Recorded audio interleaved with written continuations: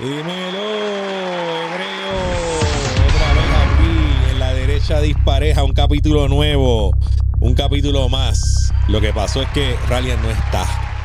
Y yo no sé si es que Ralian como que se pasmó la última vez. Hombre, eso no es nada. El chat, Hebreo, ¿qué pasó ahí? El chat, eso es jugando, no tienen que sentirse mal ni nada de eso. Pues mira, yo de verdad que no sé qué pasó. No sé si fue a huir, si es que está de viaje, está de vacaciones. Estamos viendo. Bueno, Ralian, donde quiera que estés, te queremos, no te chismes. No, Ralian está cogiéndose unos días, que está haciendo unas cositas por allá por los continentales, Continental US. Porque todo es Estados Unidos, aquí estamos en Estados Unidos, Hebreo también, así que mira, Hebreo, y hoy tenemos un invitado. Es el latino más duro en todos los Estados Unidos ahora mismo. El King of Puerto Rico, Tony Delgado, de Latino Wall Street. Listo, thank you for having me. Y nuestro hermano también. Welcome here, my friend. Tony, say hi to the Indiario and the Spartans. What's up? YouTube, what's up, Puerto Rico? What's up, Indiario and Spartans? We're here, we're taking over. Conquistadors 2025. Yes. Mira, Tony, hay cosas que queremos hablar hoy aquí contigo, ya que te tenemos de invitados. Como yo acabo de decir, tú eres uno de los latinos con mayor influencia en los Estados Unidos, particularmente porque te has destacado en las cuestiones financieras. Tony, so people want to know, who is Tony Delgado? Because Trump, I'm not making this up. Y esto no es un vacilón, esto es que el mismo Trump, en una actividad en Mar-a-Lago, lo designó a él como el rey de Puerto Rico. Y tú sabes que estaba la manifestación de No Kings, but again, you're the king of Puerto Rico just because that day Trump named you the king of Puerto Rico. Can you tell us where, who is Tony Delgado? Yeah, so I guess Trump making that diplomatic assignment, I would assume that's legally binding. So I still have to talk to my lawyer and make sure that that's legally gonna happen. But yeah, I mean, who's Tony Delgado? I mean, I grew up as an entrepreneur. I grew up as a person who was born not with a single silver spoon in my mouth, but more of a person who grew up struggling, trying to figure it out. Grew up as a young entrepreneur in New York and New Jersey. I had a lemonade stand. I had car washes. I had 100 different hustles. I sold baseball cards, basketball cards. I sold loose cigarettes when I was in school, and I did everything that I could do to try to turn 50 cents into $1. And there was one piece of math that I figured out early on. I mean, I remember looking at my teachers and, realizing early on that, hey, if you become a teacher, you make about $30,000 a year at that point in time. And I knew that I wanted to strive for more. And then I was in grade school and I figured out, okay, well, how much do you need to make $1 million a year? So I brought up my calculator and the rough math. I want to ask you, just one thing. What does it take to make $1 million? Yeah, so I've been kind of obsessed with this way before I made my first $1 million. I was looking at the mathematics, and my teachers were only making $30,000 a year, and I was like, well, I want to make $1 million a year. And the math breaks down to $3,000 a day. So, you're not going to make that working a 9-to-5 job. You're not going to make that doing really anything else but owning your own business. And so then in every single business that I ever started, my obsession then became, okay, how do I make my first $100 a day, my first $1,000 a day, and then eventually, that $3,000 a day mark, if you can keep that up for all 365 days of the year, then yeah, you'll make $1 million in a year. Tony, ¿de dónde? O sea, tú eres puertorriqueño, naciste en los Estados Unidos, te educaste en Nueva York particularmente. Esta audiencia en particular es bien importante. This audience, it's very important because Hebreo was telling me that a lot of the Spartans are not Puerto Ricans in Puerto Rico. They are in other states. Yeah, half of the audience is from the States. Yes. So these are people that usually, they probably know you because they probably follow you. They probably know who Tony Delgado is. But again, so Tony Delgado was brought up as a kid from in New York. Started trying to figure out how to make $1 million. Say it somehow. And, now you are. Because I watch my mom struggle. I watch my friends struggle. My kids' parents struggle. I grew up in a neighborhood heavy Latino, right? Not only Puerto Ricans, but you had Cubans, you had Venezuelans, you had people from Mexico, from El Salvador, from all walks of life. Venezuela. And I really watched a lot of my friends' families struggle, and my own family struggle as well.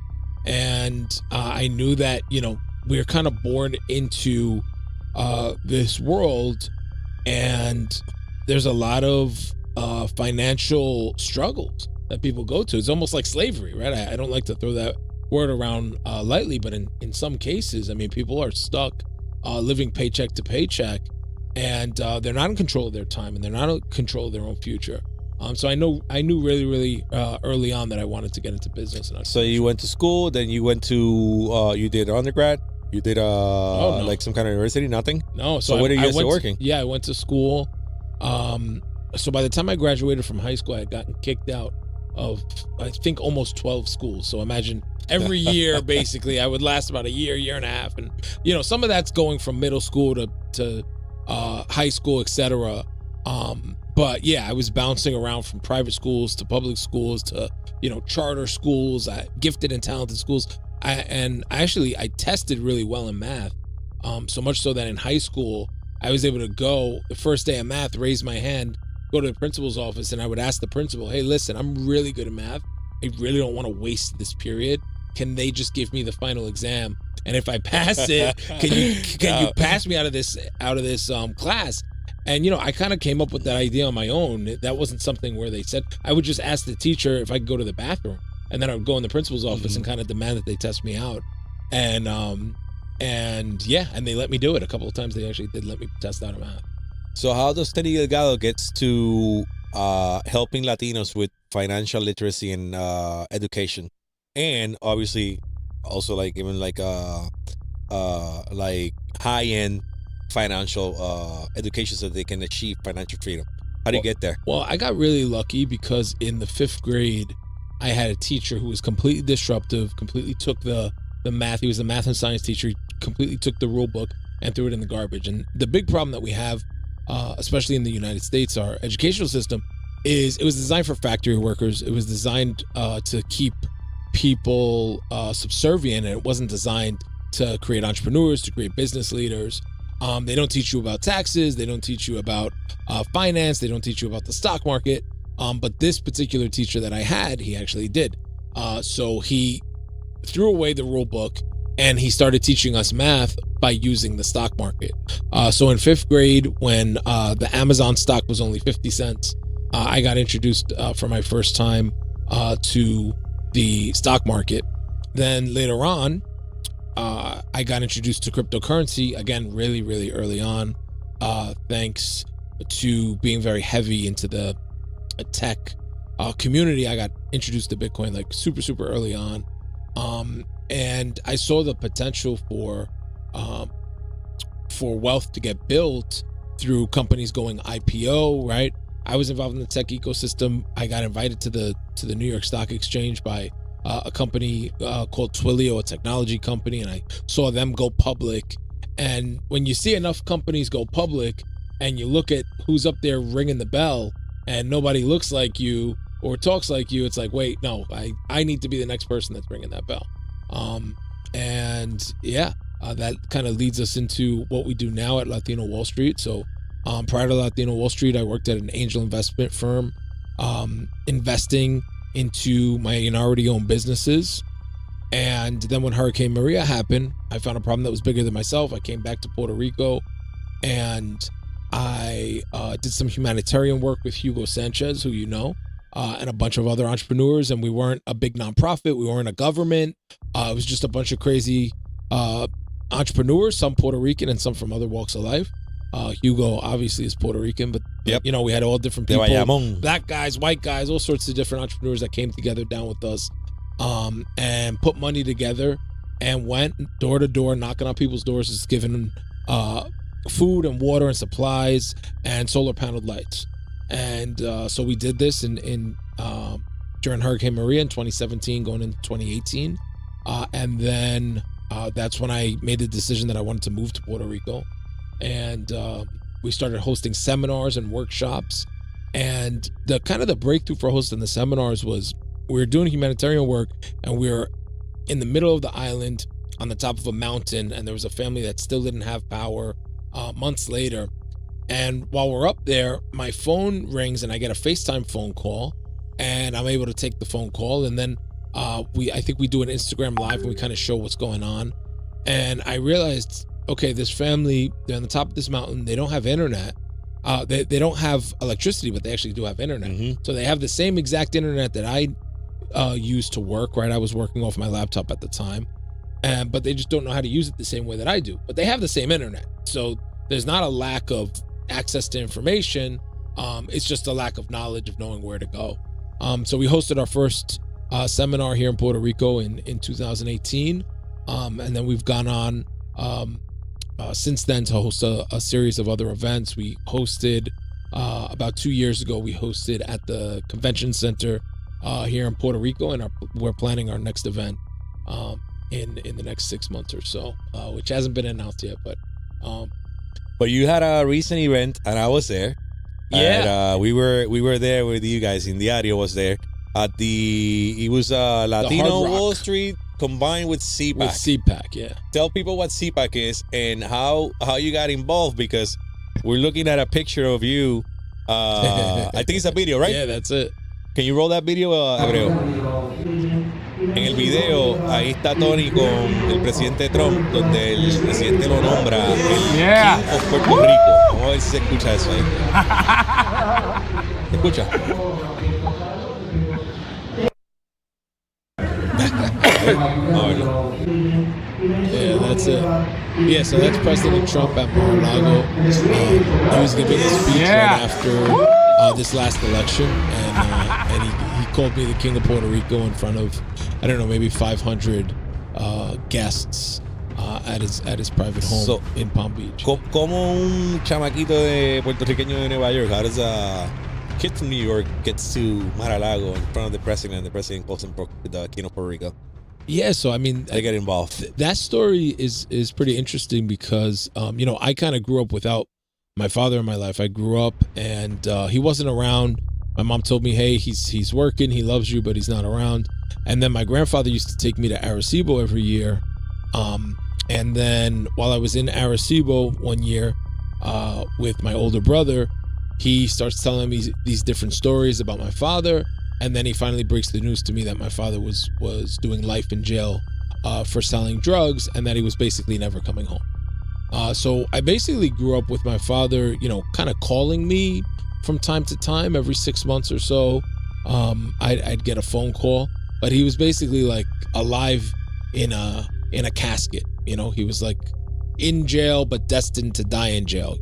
They gave him life with no possibility of parole, no way to ever get out. He spent a bunch of money on lawyers, and he was basically there for 33 years with no chance of ever coming out. And then a few years ago, President Trump passed a historic piece of legislation called the First Step Act that allowed people like my father who had a nonviolent drug offense, who have repaid their debt to society, right? He had been there for over 33 years. It allows them to apply and be able to get released and get a second chance at life. So that's why when people, say President Trump hates black people or he hates Latinos, I know for a fact it's nothing farther from the truth, because he gave my father his life back. And so when the last campaign was happening and the joke was said about Puerto Rico, that went viral at Madison Square Garden, me and my dad were actually sitting. That's a picture of your dad ahí. Un saludito a Henry Delgado. Yeah, that's me and my dad when we met the president. And so when that joke was told about Puerto Rico, I was there. Me and my father were there in the in the audience in Madison Square Garden. And there's a couple of things. I mean, first of all, the joke was said by a comedian. Trump was not there when the joke was said. Trump doesn't get on stage until maybe 5 hours later. So this is like an all-day event. It opens in the afternoon. This guy was the opening act, right? So right after they sing the Pledge of Allegiance, they bring this guy on. He's supposed to be a comedian. Kill Tony was the comedian. And, he's saying all these jokes. And, he didn't only make the joke about Puerto Rico. He said jokes about Jewish people. He said jokes about black people, right? Black people eating watermelon. So there were all these, racist, edgy kind of jokes that this guy was telling. And a lot of them, honestly, they weren't landing. A lot of times he was telling these jokes and the people in the audience were like, bro, they were kind of groaning like, oh man, we're trying to win an election here. What are you doing? Right. And this is an audience with, I've never seen that many people in New York City. I think even when the Knicks play at Madison Square Garden, I don't think the place gets that packed, like all the way up, even to the Raptors. There were people, like even the worst nosebleed seats, Madison Square Garden is full. So Kill Tony says this joke about Puerto Rico. It starts going viral. I open my phone and it's trending on Twitter. And then Jason Miller, who is Trump's like number 2, number 3 in the campaign at that time, I see him there giving a press briefing. And then I watch as the New York Times and the Washington Post and all these journalists are just sitting there on their keyboards writing these hit piece articles. And then simultaneously, and I don't really believe in coincidences, Kamala Harris is in a Puerto Rican restaurant in Pennsylvania giving a press conference and saying that she has a plan for Puerto Rico, and she releases this 5-point plan. And this is at the same time. This is an hour after the joke is told. She has her plan for Puerto Rican prosperity or whatever she called it. And then she's getting, again, in this same 24-hour period, endorsements from Jennifer Lopez and Mark Anthony and all these prominent Fat Joe and all these prominent Puerto Rican artists.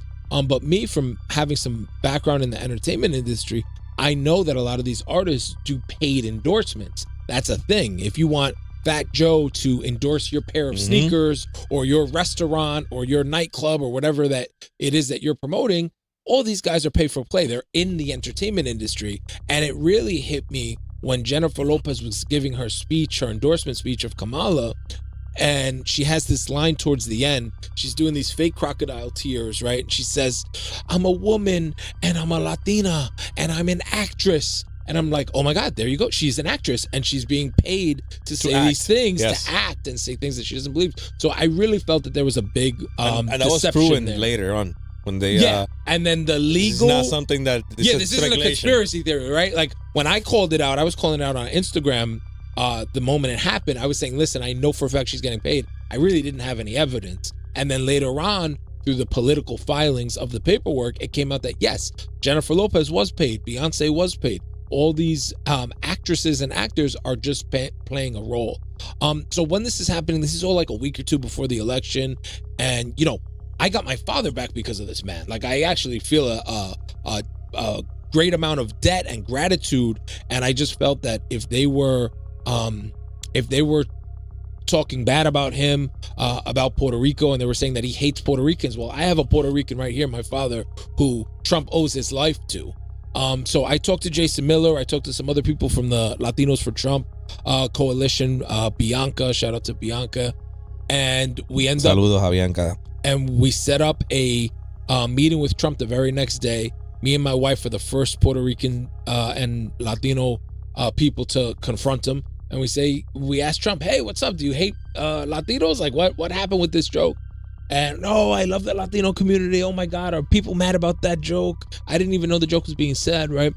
And then we talked with the campaign some more. And at this time, it's 48 hours in, and I tell them, listen, you need another McDonald's moment. You need another moment that just goes so viral, so out of the park, that people forget about this Puerto Rico thing, that it blows over. And so then we came up with the campaign to take a picture with the Puerto Rican flag and to meet Trump and have my father meet Trump. So I fly my father out to Vegas to the next rally, and we go backstage. We get to meet the president. Secret Service is being really weird about letting us have the flag. You're really not supposed to bring anything, like not even a pen. A lot of people want to bring a pen and have the president sign something. And, you know, Secret Service is being really strict. I'm like, no, I actually got this approved by the campaign. So I text some people at the campaign. They finally let me go in with the president to take the picture with the flag. And then me and my father are telling the president the story. And Secret Service, like, they're no joke. At this point, the president had just been shot like a month or two prior. And they're like really trying to rush us off. And the president says, no, wait, we need to hear this story. And gives us some more time with the president. So we tell him the story that my father's a Puerto Rican who was given his life back thanks to the real law, the real legislation, right? Not a tweet, not a hashtag, not a meme or an AI video or some funny thing that Trump tweets that people might say is controversial or edgy, right? No, actually a real piece of legislation that actually gave not only my father, but thousands of incarcerated Black and Latino people a second chance at life. So we went to the president, we thanked him, and then after we had this picture, we shared it out. We had the Team Trump page with 5 million followers, the official Latinos for Trump coalition pages. Everyone shared it out, and it got millions of views on social media. And then the day of the election, my wife was interviewed by the Despierta America, the national Univision. Saludo a Gaby. And every single person at 9 a.m. when they turned on their TV on election day, they saw my wife explaining the reasons why she was supporting the president, and with the picture with me, my wife, and the Puerto Rican flag, and the president while she was given that endorsement on national television. Oye, Hebreo, parece que los espartanos estaban durmiendo, pero ya salieron. Ahí están ahora en el chat, están llegando. Mira, Tony, you know that I want to add to that story because you told me this, and we had talked about this, the comedian, but I recently had the opportunity to talk to a person who was the person responsible for bringing the comedian. Wow. And he was telling me that he got in trouble because when that happened, no, but you know what the problem is. Tú sabes que the people here, they were really sensitive. Son changuitos. Entonces, well, tienen unos. No, and that was a really big lineup. There was a lot of people who spoke. You had Elon Musk speaking, Tucker Carlson, Tulsi Gabbard, Grant Cardone. Like, that lineup from Madison Square Garden, that wasn't a small rally. There was like 40 speakers. So yeah, I mean, they brought this guy as a comedian, but Trump didn't bet those jokes. No, but you know that here there was an uproar because people they were so offended. And I was like, look, he's a comedian. Like, if you live in the real world, you know, a comedian is a comedian. He's gonna make jokes, and jokes are gonna be usually black humor, you know? No, and he said other jokes. No, I know. He did jokes against Jewish people and money. He did jokes about black people eating watermelon. So there was a bunch of jokes that were very, very off color. Pero aquí le llaman changuito. La gente son changuita. So they were getting offended. And I talked to this person who was responsible. He told me that President Trump was really upset. And he told him, look, I'm upset, and I'm not saying that you did something like wrong about the comedian. Like, I'm not saying it wasn't part of the strategy, but he was saying that he was upset to the fact that they were so close to the election that you had to go further, because he was saying they might get offended. But the reality is that he was upset. It's bad strategy. It's bad strategy. Like, anything, and that's why, you know, I posted a conspiracy theory. You know, there were talks of this guy getting a big Netflix contract. We know that Obama is one of the really big higher ups now in producing a lot of the Netflix content. So, you know, and there's a video on my Instagram, I think it's still pinned, where you see the comedian take a paper note out of his pocket as he's getting on stage. And what that tells you, again, if you're paying attention, is that he's not reading off the teleprompter. Every single person's speech has to be submitted to a teleprompter, and it's there on those pieces of glass that are in front of the podium. He pulls a piece of paper out of his pocket, which means he's telling jokes that no one else has seen. Yeah, that was but let's go back to how does Tony gets to you get into like the political environment. You start going to Mar-a-Lago. Yeah. So we also did campaigns all across the country in every single swing state with Latinos for Trump. With Puerto Ricans. Yeah. Mostly. Yeah, well, not only Puerto Ricans, but just Latinos in general. The Latino vote was very critical in 2024. And a lot of people are saying that it cost Kamala the election, right? 55% of Hispanic men voted for Trump. It's more than any other Republican in modern history.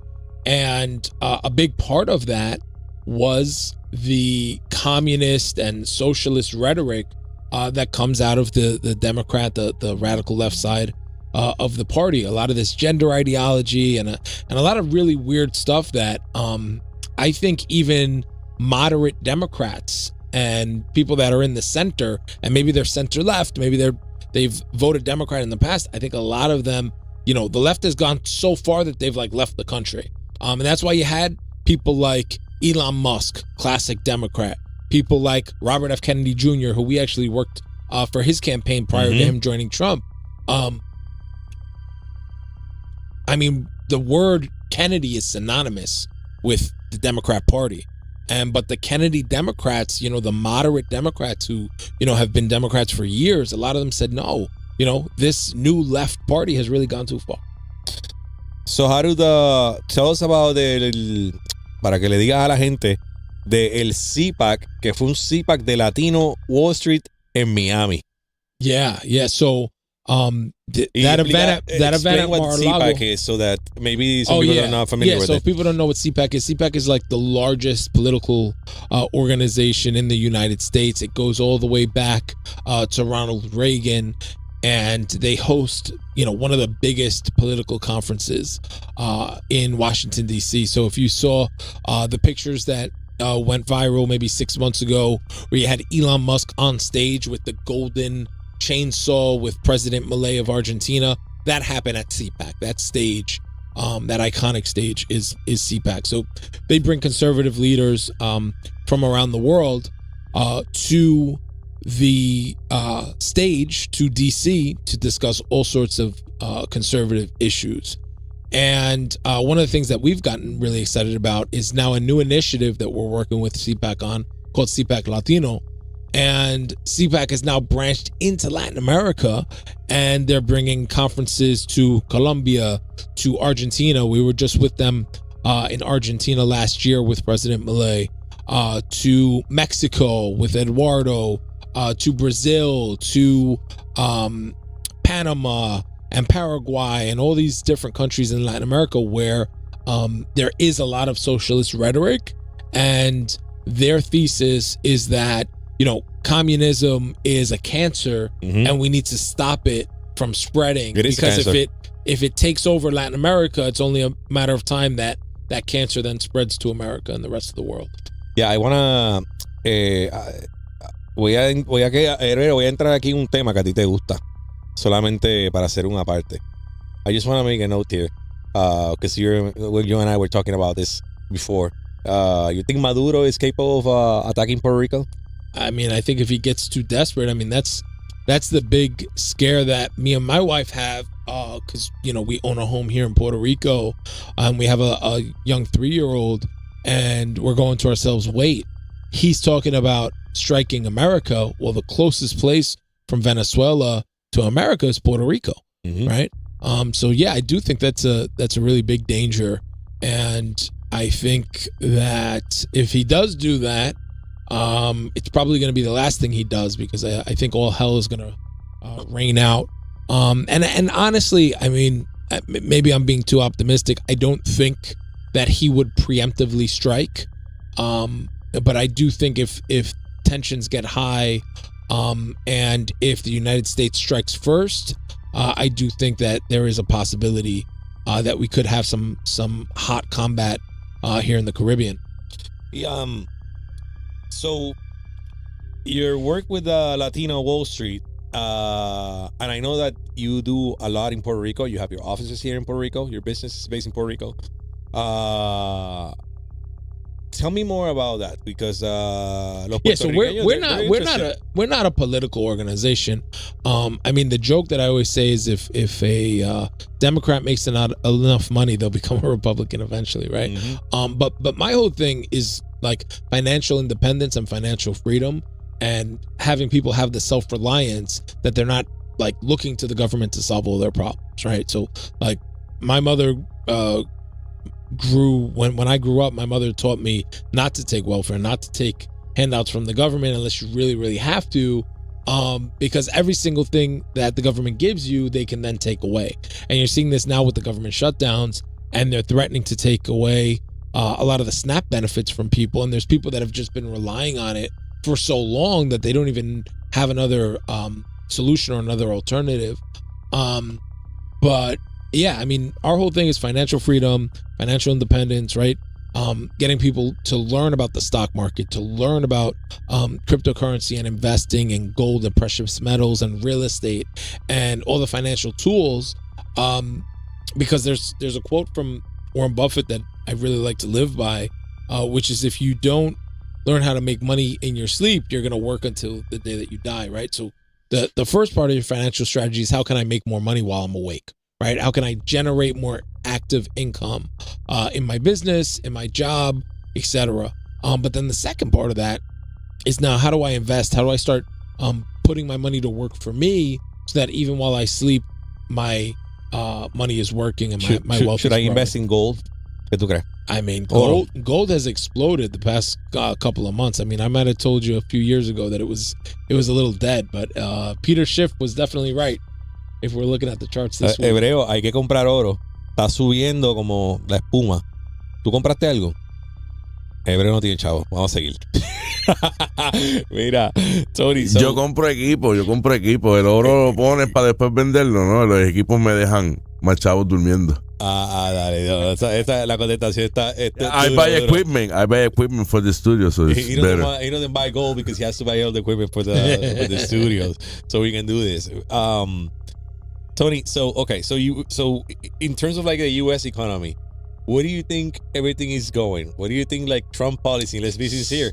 What do you think about the economy the next few years, U.S.? So people are excited that the price of gold is exploding, and the price of Bitcoin is exploding. But those are not really good signs. Those are actually bad signs, because the price of gold was always really tied to the real price of the dollar. So if the price of gold is going up, well, that's a form of inflation. That means that actually the dollar is getting weaker on the world stage, and the collapse of the dollar, or maybe I'll put it another way that's a little more moderate. Maybe not the collapse, but the deprioritization of the dollar, right? The U.S. dollar used to be the world reserve currency. Anywhere in the world that you went, the dollar was the strongest currency. Other countries were forced to use it for trading for oil and other commodities. That's where the word the petrodollar comes from, because when the dollar stopped being backed up by gold in the 70s under Nixon, they started backing it up by war and by oil and sanctions, and forcing governments to transact in the U.S. dollar, right? So the dollar has historically, in my lifetime, since I've been alive, the dollar has been the strongest currency in the world. The collapse of that superiority actually happened under Biden, under this last administration, during the Russia-Ukraine conflict. And the United States made a very, very detrimental decision. Biden. The Biden administration. Claro.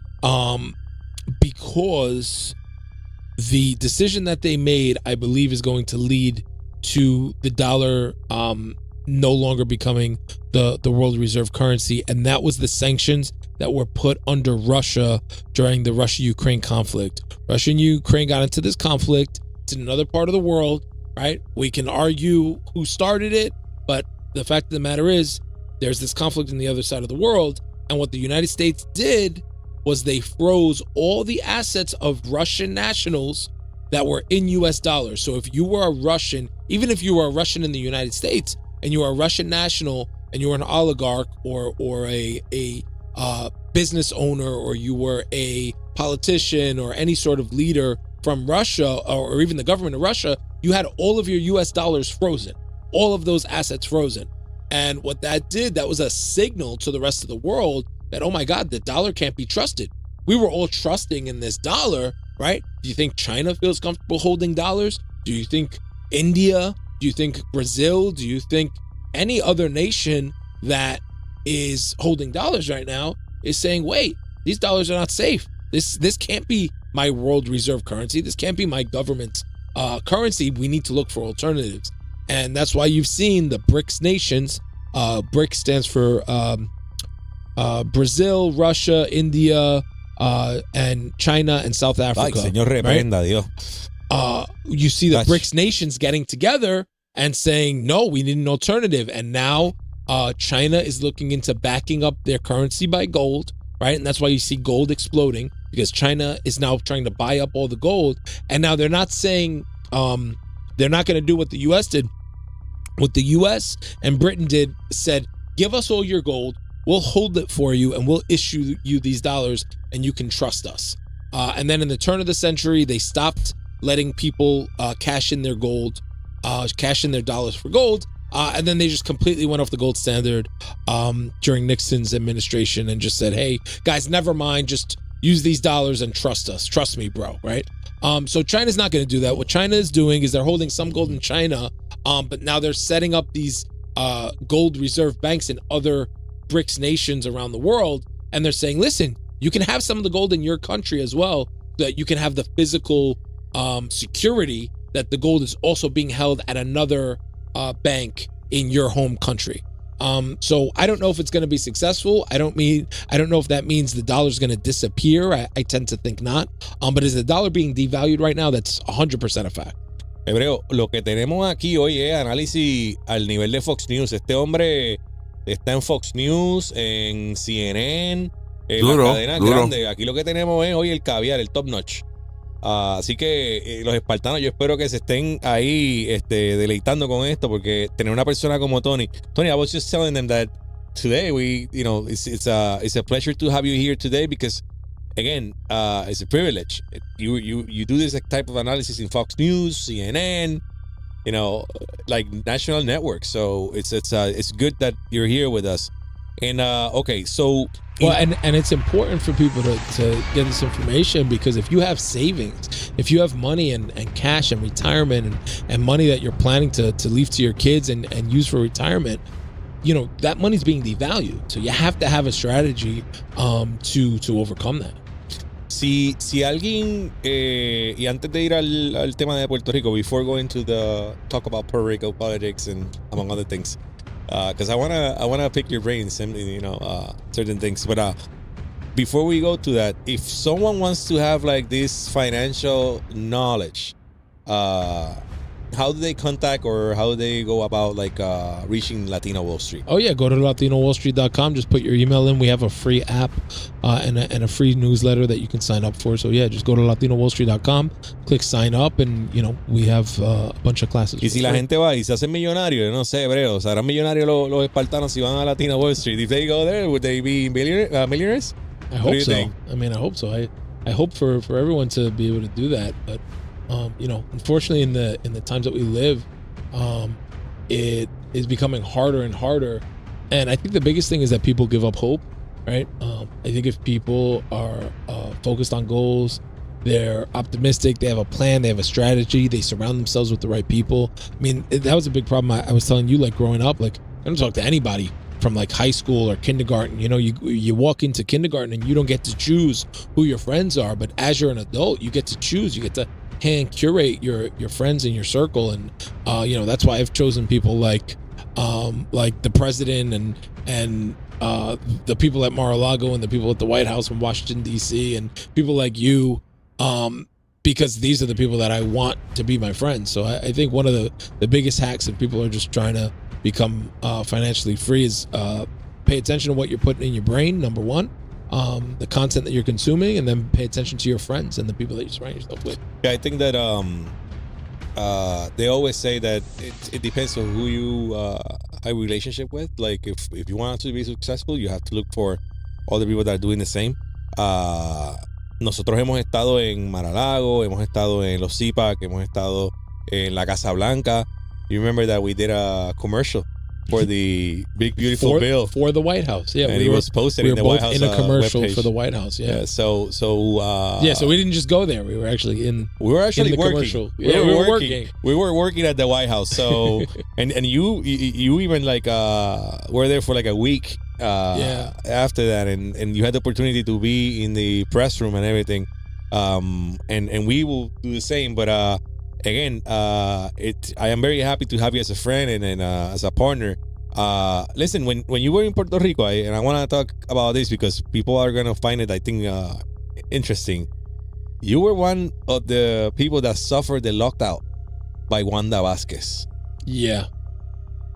¿Qué tú me puedes decir sobre ese abuso? What can you tell me about that sort of abuse that we had to that we had to suffer from the governor of Puerto Rico? I mean, when I tell my other friends in the States, I mean, some of them don't even believe me because it was really like third world, like really harsh. One of the harshest lockdowns in the United States for sure. Our phones would get like an emergency broadcast every night. And, there was like a $5,000 fine. We had like a curfew that was ridiculous, like a 6 o'clock curfew, like you were kids. And they even had, I think, rules. One day, cars with a odd number on their license plate could go out, and the next day, even numbers could drive. Just had all these crazy rules, and the rules kept changing every couple of weeks. They were changing the rules. And we were actually scheduled to get married at the Vanderbilt Hotel during COVID in September of 2020 on the anniversary of Hurricane Maria. We had our wedding scheduled, me and my wife, and the law kept changing. And we were also supposed to close on our house, on our first home together on March of 2020, like right when the 2 weeks to slow the spread had first started. We were scheduled to close, and my mortgage broker is on the phone with me. And he's like, we're closing. Don't worry. I close. I always close. I'm a closer, and nothing's going to get in our way. And then he literally calls me the next day, and he's like, dude, it's literally illegal for me to close. Like the processing that we have to do, it's just impossible. It was illegal for him to like for me to buy my house. For me to buy my house, yeah. And so that delayed us about 6 months. Why was it illegal? What were they saying? Like they were I don't know. You would get COVID from buying a house. I don't know. Yeah, it didn't make any sense. I mean, that was the problem. Like, it doesn't make any sense. Like, why is it illegal to do a real estate transaction that can be done with a DocuSign? You wouldn't even have to meet someone in person. It is just so stupid to stop the economy of a nation just because. Dude, and I went to Sam's Club and Walmart, and you would go to these stores, and certain sections of the store were closed. So, like, you weren't allowed to buy, like, fitness equipment, I remember. And I'm like, dude, why can't I buy, like, dumbbells? I'm stuck in the house. The gym is closed. I'm already in the store, and I think I bought a hamper or something. And they're like, you can't buy this hamper because it's Sunday. You can only buy food on Sunday or something. And it's just all these laws. None of them made any sense. It was very tyrannical. And then I remember that Puerto Rico was one of the last places in the United States to have all these mandates too. It was like 2022, and they were like still making you wear masks. We did our big conference at the convention center in 22, and dude, like the rest of the world was done with COVID. Like the shit was over. And in Puerto Rico, they were still like trying to get people to mask and have a vaccine to buy a slice of pizza. Puerto Rico was the last one to like open the schools. You know that? Yeah, to open the schools and and I think that's very damaging to the kids. I mean, I feel really bad for the kids that had to go through that. But listen, it was a very bad governor. Actually, she's probably gonna do some jail time. Yeah, she's about to do jail time now. Yeah, right? She did. She was found guilty, or she reached an agreement, plea agreement. But she's gonna do jail time. Wanda Vázquez, que ahora va a ser unos cuantos días ahí hebreo para adentro la mandaron. O la van a mandar supuestamente, pero fue la peor. But she was never elected. Right? No, she wasn't elected. She was installed after Ricky got kicked out. She wasn't even option number 2. She was, but even the law wasn't on her side. Do you know? I think she's a undercover agent. No, yeah, for the federal government. No, yeah. You will No. we talk in January. You will see. Yeah, she put a mic for Libertad. Ella se alambró. Sí, estaba alambrada. She was wired. She was wired to the Jennifer Gonzalez and Tomás Rivera. So they passed the proof, and now they are the president of the Senate, and she's the governor. But a few months early, she put the mic. See, yeah, she did. But she was. Well, you kind of told me that she was the responsible for you leaving, or like not, like you were kind of like, Puerto Rico's getting tough because of her. I remember that. Well, yeah. We ended up building our house during COVID because we couldn't do anything else. We're like, all right, I guess I need to make my house the best place to be since I can't leave. But yeah, no, it was definitely weird. And it was a lot of like theater too. Like you would come through the airport and they had these guys in hazmat suits and it looked like you were like in a Resident Evil movie, but then the guy's outside smoking a cigarette with his mask off. And I'm just like, this is obviously theater, right? If you cared about your lungs, about a respiratory disease, you wouldn't be smoking a cigarette. It was pretty crazy. Tony, what do you think about the, cause you know that I'm a statehood guy. But first, I always say that I'm U.S. politics first, because that's the ones that I think affect me. Mm-hmm. Like if, for example, it would be Biden. That really, really affects me. If the liberals like are governing in the U.S. Whereas in Puerto Rico, it's kind of different because they're always like mixed up between the parties, right? Mm-hmm. So my question is, I'm a statehood guy. ¿Qué tú piensas de el estatus político de Puerto Rico?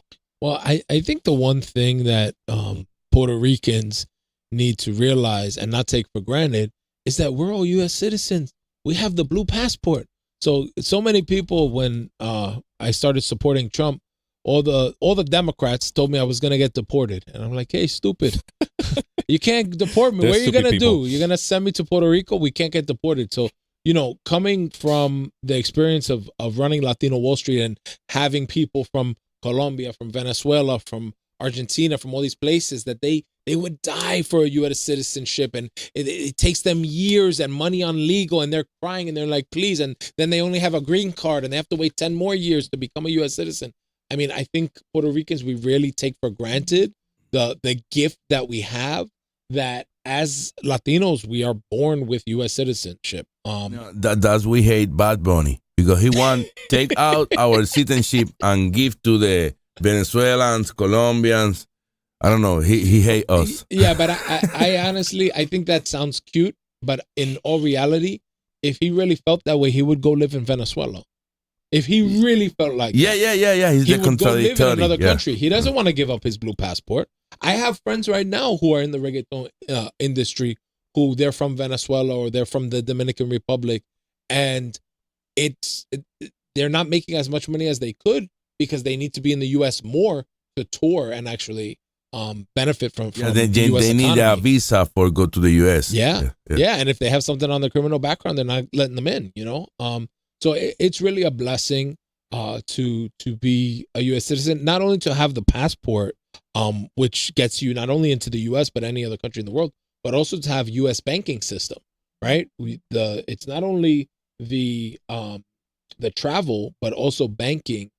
Even your Banco Popular, your bank is considered a U.S. bank with U.S. routing, and it makes it a lot easier to do business on the world stage versus if your bank's in Venezuela, or even if your bank is in Chile or another Latin American country, you can really have problems doing business with people in the United States.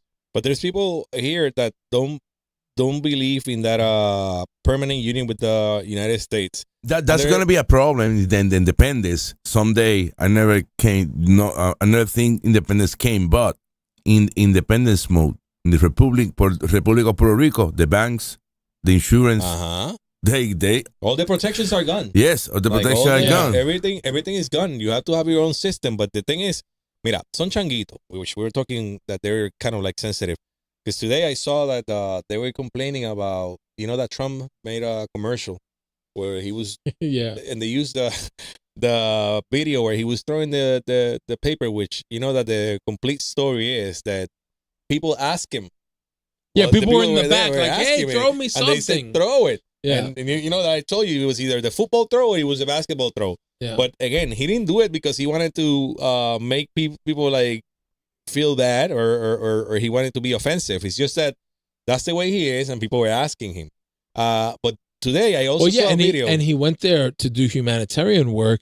And he was there for hours. They take this 5-second clip and they play it on repeat. He came to the island. That's it. That Did alone. Biden come after Fiona? Biden didn't come. No. But he was sleeping. No. He couldn't come. Yeah. He couldn't come. O estaba durmiendo o se había caído. But again, I saw a video today. I don't know if it was Jay Fonseca, Molusco. I don't know who he was. But it was about like they were interviewing these Venezuelan girls that came to Puerto Rico and they're doing so good. And the interview was kind of like they were saying how good it is to be in Puerto Rico and how good we have it. But they don't, they didn't give it like they were trying to say how other people want to come to Puerto Rico, but they weren't saying the reality that they want to come here because it's the U.S. Yeah, of course. Yeah, because they don't value that. Because you have banking, you have internet that works and is reliable and is really fast. It's the fastest internet in the Caribbean. In the Caribbean, that's the main part because, but it's U.S. You got all the benefit. Yeah. Yeah. There's a fiber line that goes from Puerto Rico straight to Miami, and it's super, super fast if you have the right carrier. So, yeah, there's a bunch of stuff that people really take for granted, I think, here in Puerto Rico. That's a big thing because people don't think we got satellite, we can go to the space, we got Air Force, we got military. So we alone, no, it's not the same. Dominican Republic got, but it's not the same. Yeah, no, of course. And there's more Puerto Ricans in the United States than there are here on the island. There's only 3 million Puerto Ricans on the island. There's 12 million worldwide, so there's about 9 or 10 in the U.S., depending on who you ask. And I think that's another thing that we take for granted. I mean, I would love to see more trips back to Puerto Rico from the diaspora, right? I have so many friends in New York who are Puerto Rican, but they've never been here. They've just grown up in New York and that's all they know. And they've never been back to the island. So I think also building that coalition where I think, again, other people in Latin America, other nationalities do it a lot better. It's so funny that like my wife's family from Peru, they're super connected to Peru and they're back and forth. And yes, they have their homes and their businesses in the U.S., but they're sending money back home and they have a really strong connection. Whereas I feel like Puerto Ricans, a lot of times when we go to the United States, we just forget about the island and we don't come back and contribute back to the island. So what do you think about the political parties and the politicians in Puerto Rico? So, I mean, I really don't, I ask you questions because I really don't understand. I know that there's conservatives. But you know my biases, so you're going to know. ¿Oíste, Breo? Él me pregunta a mí, pero yo le digo lo que yo quiero. Olvídate. Well, as far as statehood, just to finish on your last question, I mean, people will say, hey, if Puerto Rico becomes a state, Puerto Rico would lose their culture. But look at other states in the United States, right? Like Texas has unique culture, unique food, a unique flag. And Texas is very much Texas. It's its own place. New York, the same thing. There's food, there's culture. Florida, the same thing. So I really don't think that Puerto Rico becoming a state means that we would lose our culture. And I would like to see, if not statehood, I would like to see a renegotiation of the Jones Act. I mean, I think that I do think that it's a strategic benefit to have relations with the United States for all the reasons that we just mentioned. But some sort of a strategic renegotiation of the Jones Act at a minimum, if not statehood. But nothing makes me feel more patriotic than when I come out of the airport and I go down that bridge and I see the Puerto Rican flag and the U.S. flag waving together. And I think a lot of people don't realize the history of Puerto Rico as well, especially in the United States. They don't realize that Christopher Columbus landed in the Caribbean, landed in Santo Domingo, and then what was then Hispaniola, and then Puerto Rico is the first person. People think of Christopher Columbus that he discovered America, but he discovered the Americas and he landed right here in Puerto Rico, created that colony. And then Ponce de Leon was the first mayor governor of Puerto Rico, and he's the first European governor in the North or South America, in the New World. And then he went on to conquer Florida, and Florida was a colony of Spain, right? And so these are things that I think, maybe in Latin America, people are more aware of, but in the United States, they really don't teach that history as well. And I think that Puerto Rico, it being the 51st state, is a false dichotomy. I think I would argue that Puerto Rico was the first state. And that's why we have that 1 star, because we were the first state that Europe had, the first place that Spain and Europe and the West and the New World had in conquering both North and South America for Christianity. You know that in Puerto Rico, I always say the same thing. Culture is not going to go away, because whatever the culture that we already have, it's so strong. It's never going to go away. And then you're basically a state. And people here, they talk about their culture and they don't want it to be taken away, but they don't realize they're American and they have been Americanized. Like, we have everything that any other state has. We have McDonald's, we have the food that we eat, the Walmart, music, some of the music that we listen to. Almost 100 years. Over 100 years. And even when we speak, it's like a mix. Sometimes we mix like English with Spanish, and I hear these people saying that we're gonna lose our culture. I'm like, dude, tú sabes, tú eres americano, full. Yeah. When we travel, people just look at us and know that we're Americans. They say, oh, where you from? And they probably, if you tell them that you're Puerto Rican, they're reading you. They know that you're not from any other country. They know that you're American by just looking at you. So, y puertorriqueño, porque los puertorriqueños se distinguen. You can tell about Puerto Rican anywhere, almost anywhere. So yes, but like I said, I told you that politics in Puerto Rico are kind of like tough, because I think we're gotten to a point where we can have our we have our cake and eat it too, right? Kind of. Yeah. Well, yes, but we have, because people are saying, oh, let's become independent. If you become independent, we're gonna lose all the social services. You're gonna lose the welfare programs. You're gonna lose Social Security. You're gonna lose all the benefits. People don't want to be independent. What people want is the country to be well administered. Yeah. And well managed, and they want better politicians, and they want. But you know what? I don't politics. know. I think we are good. The only thing is the press. Imagine for 1 month, no bad news. How we gonna live in Puerto Rico? Perfect. It's just the press with the water. Nobody got water. I got water. I got water. My uncles called me. Yeah, I got water, but they said no water. No, 15 towns. No, I got water. I don't know. No, I got light. I don't know. Tienes un punto, and I see it. I just think that a lot of people think that because here people don't realize that it's not that bad.